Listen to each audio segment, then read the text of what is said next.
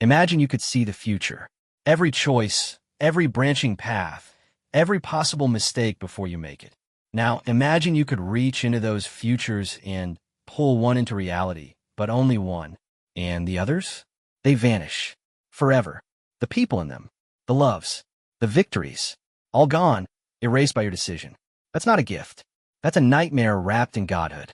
And for one human, sitting across from an alien empire that has already decided to exterminate her species, that nightmare is about to become the only weapon she has.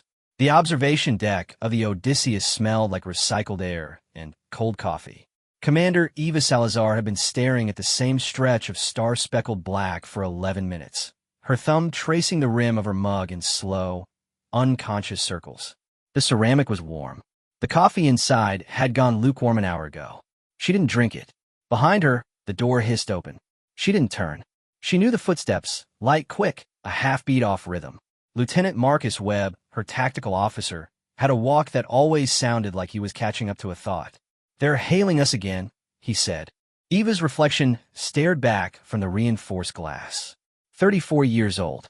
Dark hair pulled into a tight knot. A scar above her left eyebrow from a training accident on Mars that she'd never bothered to get corrected. She looked tired. She felt ancient. Same message. Word for word. Marcus stopped beside her, close enough that she could smell his anxiety, sharp like ozone. "Surrender your vessel. Submit to processing. Resistance will be met with terminal force." Processing. Eva turned the word over. It tasted like ash. That's what they're calling it now. Marcus didn't answer. He didn't have to. Everyone on the Odysseus knew what processing meant. The Veth, 8-foot-tall centeroids with 4 arms and faces that never changed expression, had a simple solution for species they deemed redundant. They didn't enslave. They didn't negotiate. They processed. Organic matter broke down into component molecules. Ships melted into feedstock. History, art, memory, all of it rendered into raw material for the Veth's endless expansion. Humanity had been processing for 300 years. Eva had read the histories. She'd watched the recovered footage from the fall of Titan, when the Veth had swarmed the Saturn colonies like silver ants. She'd seen the recordings of the processing centers, vast cathedral-like structures where humans walked in one end and came out the other as vapor. She'd never thought she'd live to see one from the inside. "The fleet?" she asked. Marcus shook his head. "What's left of it is pulling back to the belt. They're calling it a strategic regroup. They're running." "They're running," he agreed. The silence stretched. Somewhere in the bowels of the ship, a coolant pump whined and fell silent. The Odysseus was a scout vessel, not a warship. 300 meters of carbon fiber hull and outdated railguns, crewed by 47 exhausted souls who hadn't slept properly in 6 standard days. They'd been on a reconnaissance mission when the Veth's Harvest fleet dropped out of slip space 50,000 kilometers off their bow. Too close to run. Too small to fight. Trapped. "What about the other option?" Marcus asked quietly. Eva's hand stopped moving on the mug. "We talked about this. We talked around it." He turned to face her, and for the first time she saw the crack in his composure, a tremor at the corner of his mouth, the way his fingers kept twitching toward his sidearm. "You told me once. About what you can do. What you are. I'm a commander, Marcus. That's what I am." "You're a quantum anchor," he said, and the word hung between them like a blade. "The only one the project ever produced. You can see the branches. You can choose one and make it real." Eva set the mug down on the observation rail. Her hand was steady. That surprised her. Inside, her heart was hammering against her ribs like a caged thing. The project. She hadn't thought about that word in years. The Lazarus Initiative, a desperate attempt by the United Earth Coalition to weaponize quantum decoherence theory. The idea had been simple in theory. What if a human mind could perceive the multiverse? What if it could collapse infinite possibilities into a single, chosen reality? The application had been anything but simple. Of the 200 subjects, Eva had been the only survivor. The others had died in ways that the project psychologists still couldn't describe. Their neural pathways unraveling, their consciousnesses scattered across probability gradients until there was nothing left but breathing meat. Eva had survived, but surviving had come with a cost. She could see them. Every choice she faced, every decision point, she could see the branches spreading out like a fractal tree. In one branch, she turned left. In another, she turned right. In 1,000 others, she did things she couldn't have imagined. And she could reach into any of those branches, any one of them, and pull it into existence. Collapse the waveform. Make it real. But only one. The others would vanish. Not just the outcomes, the entire realities with all their joys and sorrows, all their living, breathing people, all their moments of laughter and pain. Gone. Erased. As if they had never been. Eva had used the ability once. Just once. 10 years ago, on a mission gone wrong in the Proxima sector. She'd chosen a reality where her squad survived an ambush. They had. She'd never told them what it cost. The 7 other realities she destroyed, the 7 versions of herself that had blinked out of existence, screaming into the quantum void. She'd sworn never to do it again. Commander. Marcus's voice was gentle now. There are 47 people on this ship. If we surrender, we die. If we fight, we die. Those are the only branches you're seeing, aren't they? Eva closed her eyes. He was right. She'd already looked. Every possible future from this moment, every tactical decision, every desperate gambit, every prayer to God she didn't believe in, ended the same way. The Veth were too advanced, too numerous, too methodical. In every branch, the Odysseus was either processed or destroyed. Except one. There's another branch, she said quietly. But you won't like it. Marcus waited. I go alone. I surrender myself to the Veth. They take me to their command ship. And she paused. I negotiate. Negotiate. Marcus's voice cracked on the word. Eva, they don't negotiate. They've never negotiated. In 300 years, they've never once, I know. She opened her eyes. That's why it works. He stared at her. The coolant pump whined again, softer this time. Somewhere on the ship, someone was crying. Eva could hear it through the bulkheads, a muffled, desperate sound that she'd learned to tune out days ago. You going to explain that? Marcus said finally. Because right now it sounds like you're volunteering for a processing center. I'm volunteering for something worse, Eva admitted. I'm going to make them an offer they can't refuse. And then I'm going to show them why humans are the most dangerous species in the galaxy. She picked up her coffee, took a sip. It was cold and bitter and exactly what she needed. Give me a channel, she said. Not to the Harvest Fleet. To their command ship. I want to speak to whoever's in charge. Marcus didn't move. You're serious. I'm always serious, Marcus. You just don't notice because I joke about it. That earned her a ghost of a smile. It faded quickly. What do I tell the crew? Eva thought about that. About the engineers in the engine room who'd been running on stimulants and spite. About the pilot, Chun, who'd left a wife and twin daughters on Ceres Station. About the cook, old Petrov, who'd survived the fall of Titan as a child and still had nightmares about the sound the processing centers made. She thought about the branch she was about to destroy, the one where they all died quickly, cleanly, before they even knew what was happening.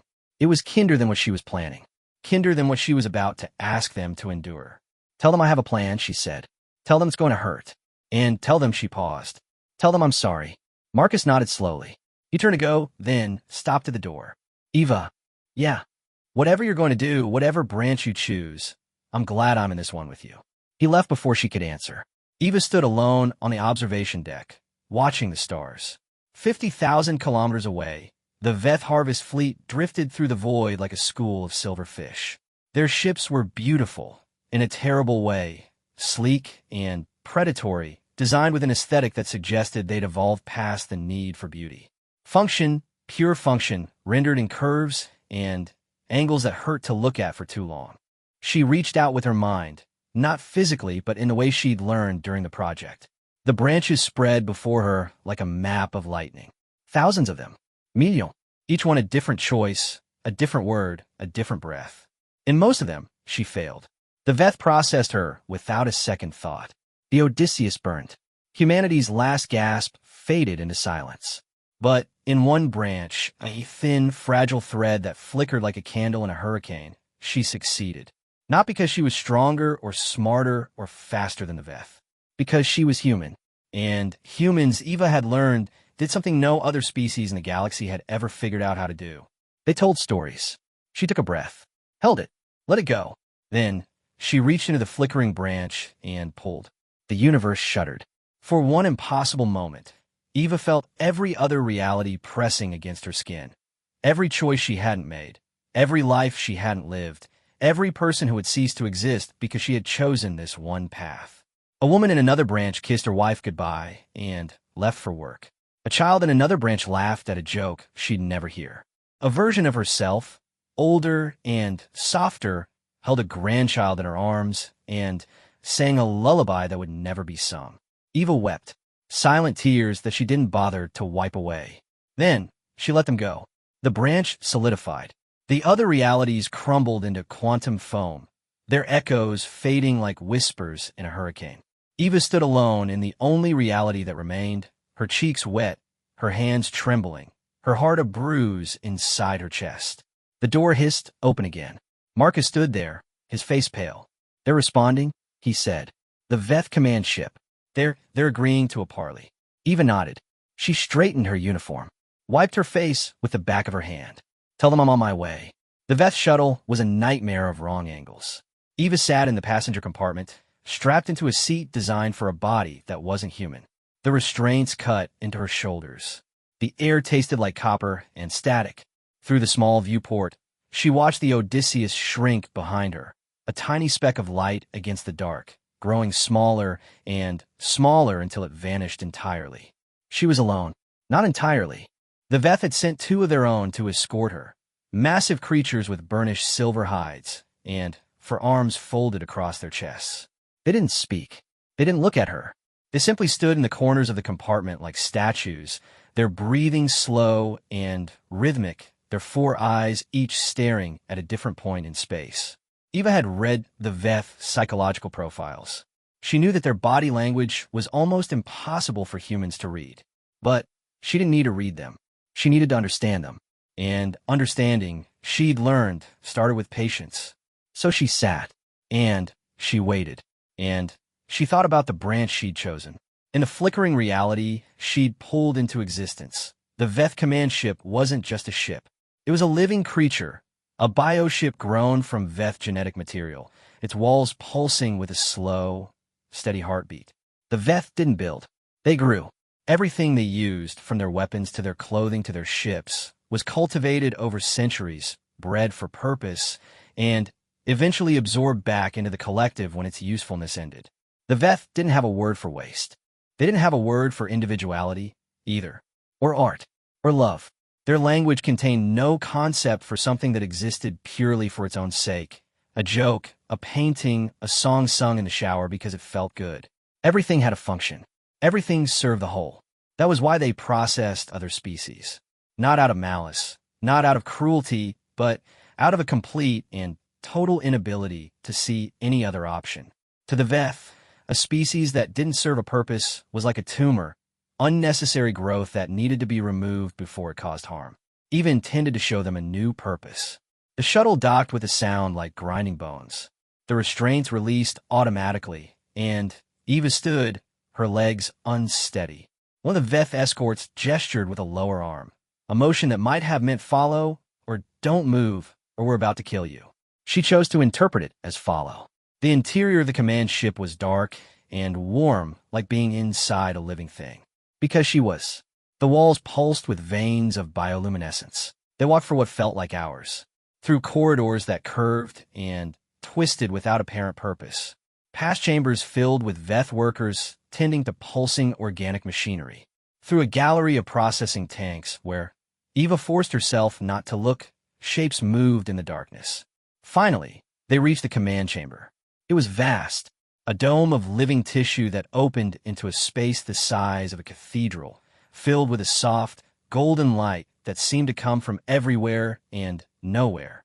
At the center of the chamber, suspended in midair on a throne of woven sinew, sat the Veth commander.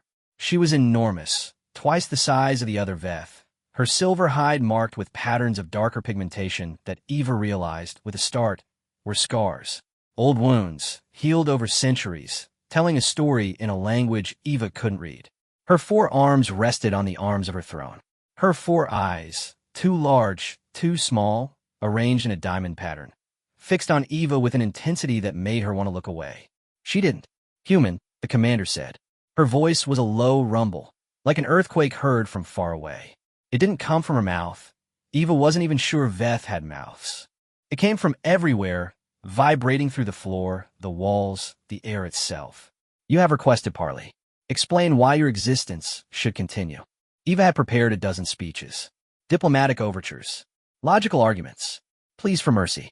She discarded all of them on the walk here because she'd finally understood something crucial. The Veth didn't respond to logic. They'd already done the math, and the math said humanity was redundant. They didn't respond to mercy because they didn't have a word for mercy. What they responded to, what any species responded to, if you dug deep enough, was story. Commander, Eva said. Her voice was steady. She was proud of that. I'm going to tell you a story. The commander's eyes blinked, not in sequence, each one independently, like a camera shutter closing and opening at different times. The Veth had seen all of that before, and they'd found it wanting. A species that built cities only to burn them down, that created beauty only to let it decay, that reached for the stars while still murdering each other over lines on a map. What purpose could such a species possibly serve? No, Eva told a different story. She told the story of a little girl who'd grown up in the shadow of the fall of Titan. A girl who'd watched her mother die in a processing center, who'd been raised by an aunt who couldn't look at her without seeing her mother's face, who'd joined the Lazarus Initiative because she had nothing left to lose and everything to prove. She told the story of the project, of the 200 subjects who died, of the screaming. She didn't soften it, didn't sanitize it. The screaming that had gone on for days as neural pathways unraveled and consciousness scattered across probability gradients. She told the commander what it felt like to be the only one left standing in a room full of corpses, your mind burning with the knowledge of a billion possible worlds you could never touch. She told the story of her first and only use of the ability, the mission in the Proximus sector, the ambush, the 7 realities she destroyed to save her squad. She told the commander about the version of herself in one of those realities, a version who'd gone home, who'd fallen in love, who'd had a daughter with auburn hair and a laugh like wind chimes. Eva described that daughter in detail. Her first word, her first step, the way she used to fall asleep with her hand wrapped around Eva's thumb. That version of Eva had never existed. That daughter had never been born, and it was Eva's fault. I told it so you'd understand something. Understand what? The humans are not like you. Eva stepped forward. The Veth guards shifted, but the commander raised a lower hand, and they stilled. You grow your ships from seed.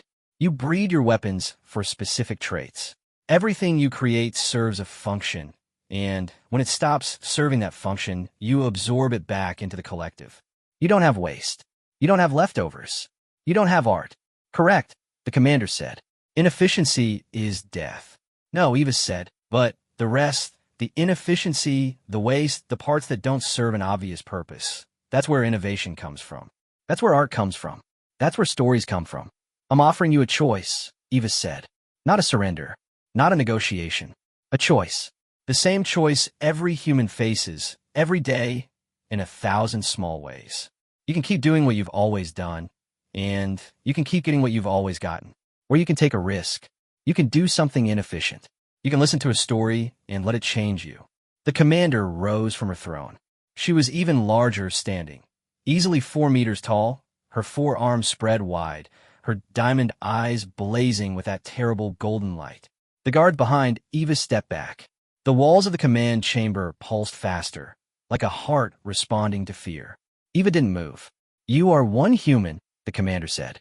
Her voice was louder now, the vibration rattling Eva's teeth. You have no weapons, no ship, no army. You stand in the heart of my command, surrounded by my warriors, and you presume to offer me a choice. Yes, Eva said, because I'm the only one who can. She reached out with her mind, not to the branches, not yet, but to the quantum anchor that lived in her skull, the impossible graft of human consciousness and multiversal probability that the Lazarus Initiative had carved into her soul. She let it unfurl like a flower opening to the sun. The commander staggered. What? The golden light flickered wildly. The walls of the command chamber pulsed so fast they blurred. What are you? I'm a quantum anchor, Eva said. I can see every possible future. Every choice you've ever made, every choice you could make, every branch of reality that spreads out from this moment. And I can choose one. I can make it real. She met the commander's eyes, all 4 of them, and didn't look away. Right now, Eva said, there are millions of realities where this conversation goes differently. In most of them, you kill me. In some of them, you listen. In one of them, she paused. In one of them, you change. The commander's hands clenched, unclenched. The scars on her hide seemed to writhe in the golden light. Show me, she said. Eva shook her head. I can't show you. I can only choose. And I won't choose until I know you understand what you're asking for. Understand what? That the reality where you change is also the reality where you lose. Eva's voice was soft now, almost gentle. Not everything, not your species or your culture or your place in the galaxy, but the thing you value most, your certainty.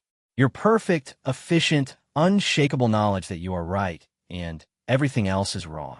In the reality where you change, that certainty dies. The commander was silent for a long time. The golden light faded to something dimmer, softer. The walls slowed their pulsing. Even the guards behind Eva seemed to relax, though she couldn't have said how she knew that. Why would I choose such a reality? The commander asked finally. Because the alternative is extinction, Eva said. Not today, not tomorrow, but eventually. The galaxy is changing, Commander. New species are emerging. New ideas are spreading. And your perfect, efficient, unchanging empire is a relic. You've been processing the weak for so long that you've forgotten how to adapt. When something stronger than you appears, and you won't even see it coming. She stepped closer, close enough to touch the commander's throne. I'm not offering you survival, Eva said. I'm offering you something harder.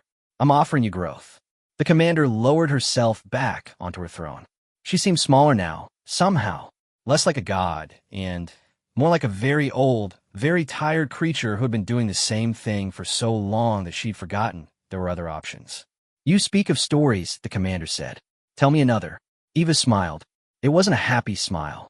It was the smile of someone who had just climbed a mountain and realized there was another mountain behind it. I'll tell you the story of how this ends, she said. Not in the reality where you change. In the reality where you don't. She told the commander about the branch she'd seen. The most likely future, the one that happened in millions of realities. In that future, the Veth processed humanity. They absorbed Earth's biomass, stripped the colonies, reduced 3,000 years of human history to component molecules. Then they moved on to the next species and the next efficient and methodical and utterly blind. And then 500 years later, they encountered the Isu. The Isu were everything the Veth weren't. Chaotic, unpredictable, creative. They didn't build empires. They built art. They didn't wage war. They played games. They'd evolved in a star system that should have killed them 1,000 times over. And every time it tried, they adapted in ways that made no logical sense. The Veth tried to process them. The Isu laughed. Not figuratively. Literally. They laughed at the Veth's perfect ships and perfect weapons and perfect strategies. They laughed because they'd never seen anything so boring. And then they showed the Veth what real evolution looked like.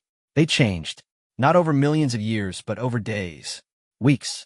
Every time the Veth adapted, the Isu adapted faster. Every time the Veth optimized, the Isu innovated. The Veth had spent 10 million years perfecting a single approach. The Isu had spent 10,000 years learning how to learn. The war lasted 6 months. At the end of it, the Veth were extinct. Not processed. The Isu didn't process. Just gone. As if they'd never existed.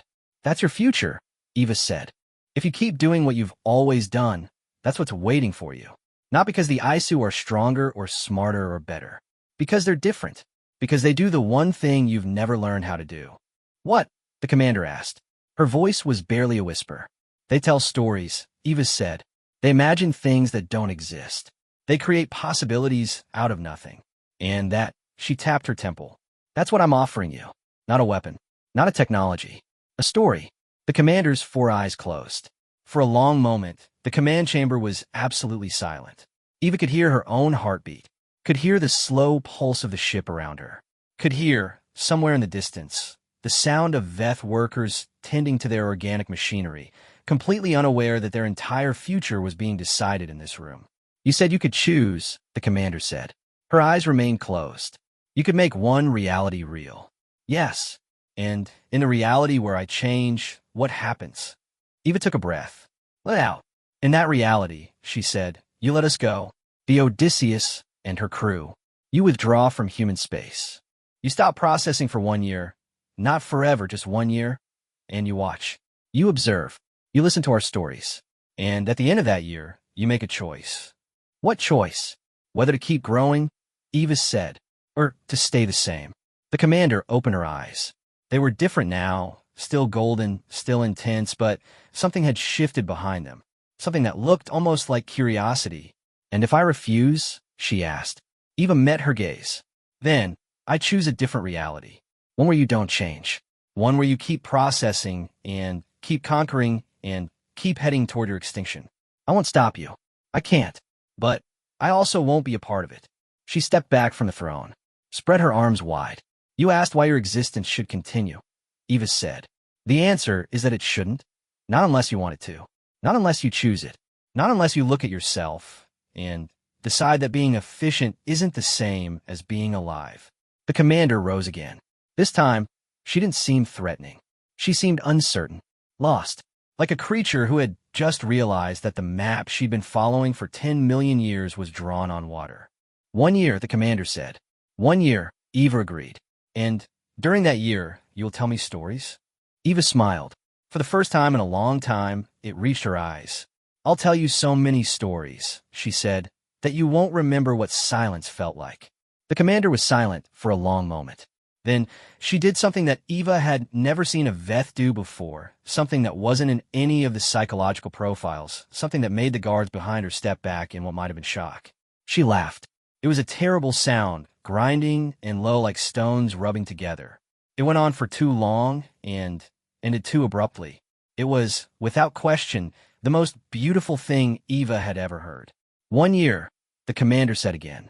Choose this reality, human. Make it real. Eva closed her eyes, reached out with her mind, felt the branches spreading before her. Millions of them, billions, an infinite tree of possibility stretching from this single moment. She found the branch she wanted. The thin, flickering thread where a Veth commander laughed for the first time in 10 million years. Where a human stood in the heart of an enemy ship and offered a story instead of a weapon. Where the future was uncertain and messy and terrifyingly, wonderfully inefficient. She pulled. The universe shuddered. The other realities crumbled. A version of Eva who had never taken this risk, who had chosen to die with her ship instead of gambling on a story, blinked out of existence. A version of the commander who had ordered the processing to continue, who had never learned to laugh, faded into quantum foam. Millions of other versions, other choices, other lives, all gone. Eva wept. Again. She couldn't help it. The weight of what she'd done pressed against her chest like a physical thing, crushing and cold. She had destroyed more realities than she could count, erased more lives than she could imagine. And she would carry that weight for the rest of her life, however long or short that life turned out to be. But when she opened her eyes, the commander was still there, still laughing that terrible, beautiful laugh. And somewhere behind her, through the walls of the command ship, Eva could feel the Odysseus turning away from the harvest fleet.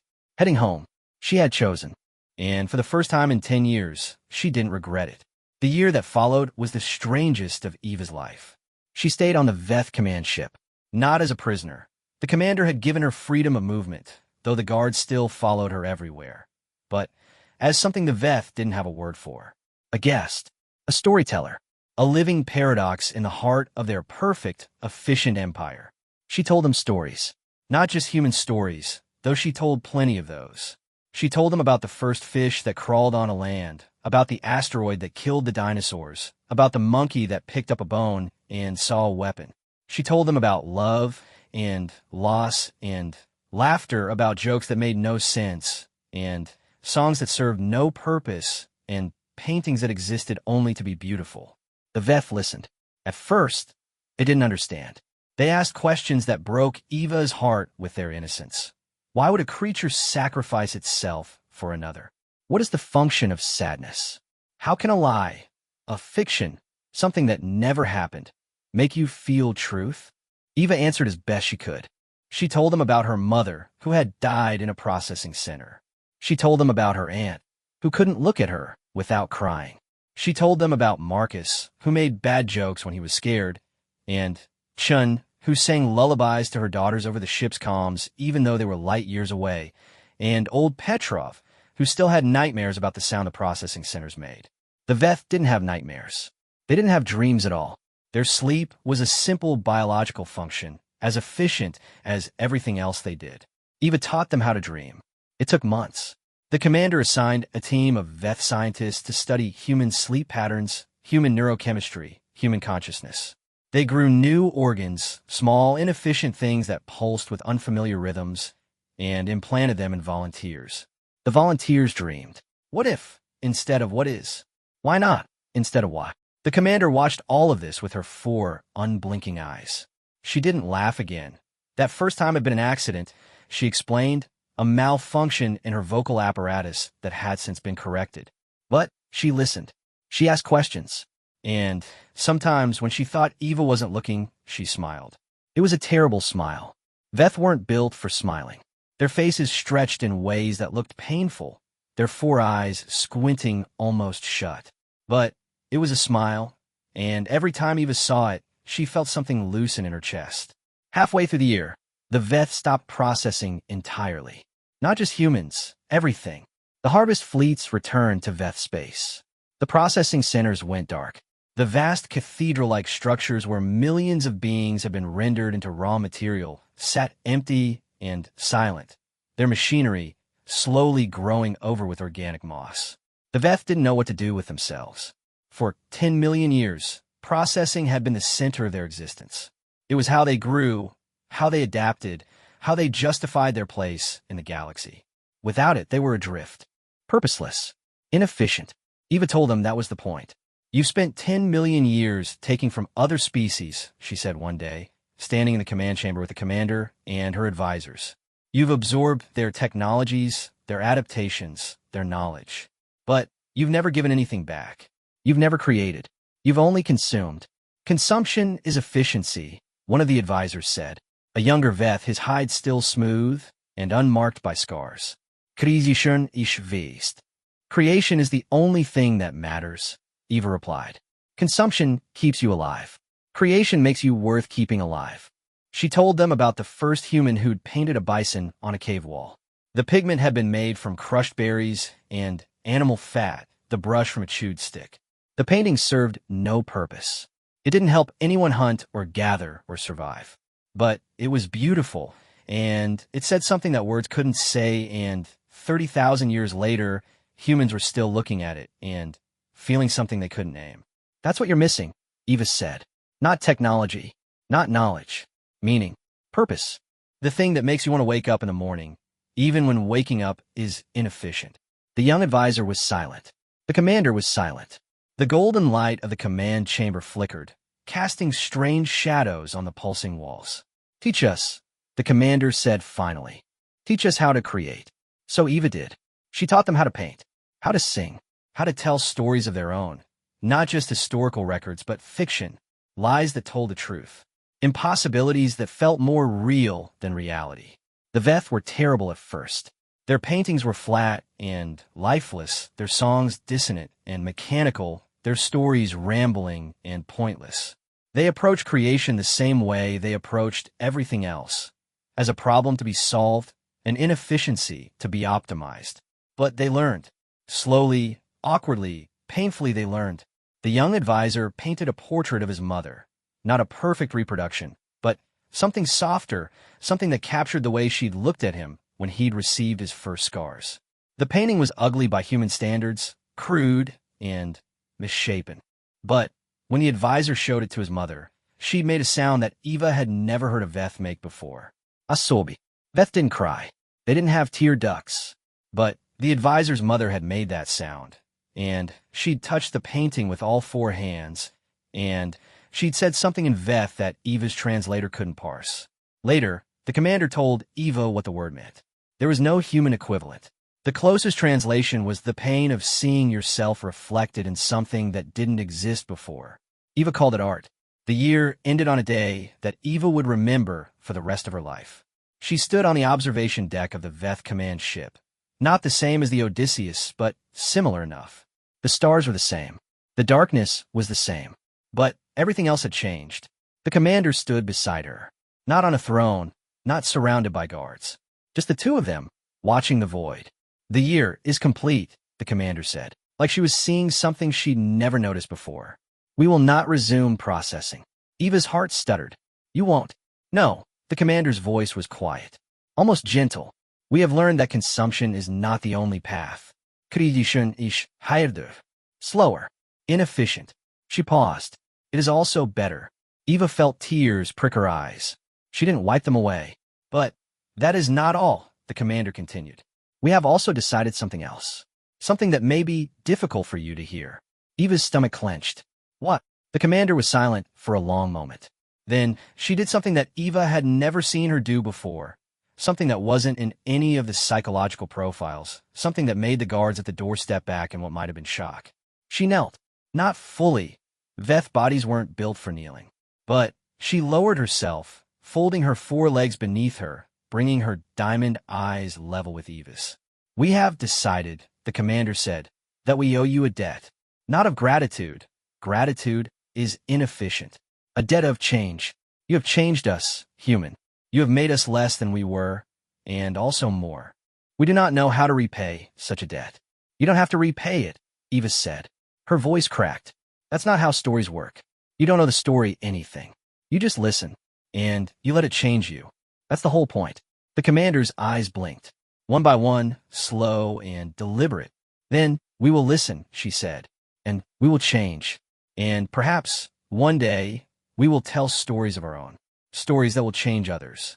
Stories that will ripple through the galaxy like waves through water. She rose to her full height, towered over Eva like a silver god. But first, she said, you must go home. Eva nodded. She'd known this moment was coming. Had dreaded it, if she was honest with herself. The Odysseus had been waiting in orbit for weeks, her engines warm, her crew restless. Marcus had sent her a message that morning, short and blunt the way he always was. Time to come home, Commander. The coffee's cold, and Chin won't stop singing. One more story, Eva said. Before I go. The commander tilted her head. Yes. Eva took a breath. Let it out. The story of how this ends, she said. Not the reality we're in. The one I destroyed. The one where you didn't change. She told the commander about the branch she'd chosen. The thin, flickering thread she'd pulled into existence. The one where a Veth commander laughed, and a human told stories, and the galaxy shifted on its axis. She told her about the other branches, the millions of realities where none of this had happened, where the Odysseus had burned, and humanity had fallen, and the Veth had continued their perfect, efficient march toward extinction. I destroyed all of those, Eva said. Every single one. I killed more people than I can count. Erased more lives than I can imagine. And I did it because I believed that this reality was worth more than all of them combined. She looked up at the commander, at her four soft eyes, and her scarred silver hide, and her terrible, beautiful smile. Was I right? Eva asked. Did I choose the right branch? Or did I just destroy everything for nothing? The commander was silent for a long time. The golden light flickered. The walls pulsed. Somewhere in the distance, a Veth worker sang a song, dissonant and mechanical, but a song. I do not know, the commander said finally. I cannot know. There is no way to measure the value of a reality. No way to weigh the lives you saved against the lives you destroyed. That is the burden you carry, human. That is the price of your gift. She reached out with one of her lower hands, touched Eva's cheek. Her hide was warm and rough like tree bark in sunlight. But I can tell you this, the commander said. In this reality, the one you chose, a Veth commander learned to laugh. A young advisor painted a portrait of his mother. A species that had not changed in 10 million years began to grow. If those things have value, then you chose well. Eva closed her eyes, leaned into the commander's touch. Thank you, she whispered. No, the commander said. Thank you. For the stories. For the inefficiency. For the dreams. She withdrew her hand. Step back. Now go, she said. Your crew is waiting. And I believe your coffee is cold. Eva laughed. It was a wet, shaky sound, half sob and half joy. It's always cold, she said. That's kind of our thing. She turned to leave. Stopped at the door. Commander? Yes. What's your name? Eva asked. Not your title. Your name. The one your mother gave you when you received your first scars. The commander was silent. For a moment, Eva thought she wouldn't answer. Then, the commander's mouth moved, not speaking, but shaping a sound. Took you long enough, he said. Eva smiled. Had to finish a story. Is it a good one? The best, she said. The kind that changes things. She climbed into the shuttle. Marcus pulled the hatch closed behind her. The engines hummed.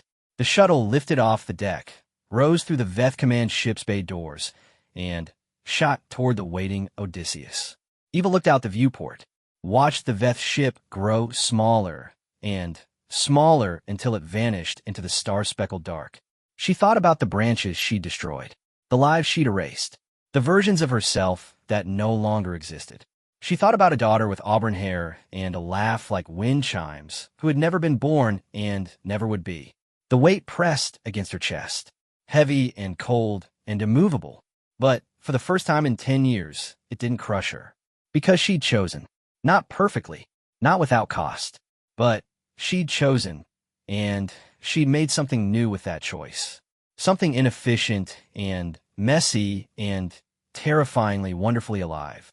The shuttle docked with the Odysseus. The hatch opened. Chin was there, tears streaming down her face. Petrov was there, his old hands trembling. The entire crew was there, 46 exhausted souls who'd waited a year for their commander to come home. Eva stepped off the shuttle, looked at their faces, saw the hope there, fragile and fierce and utterly human.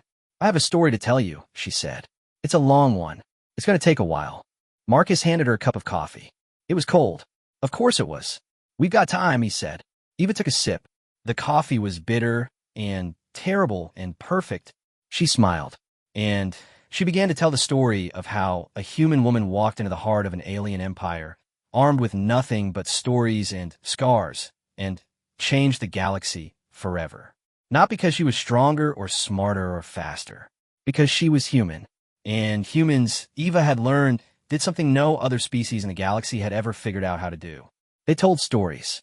They imagined things that didn't exist. They created possibilities out of nothing. And sometimes, not always, but sometimes that was enough.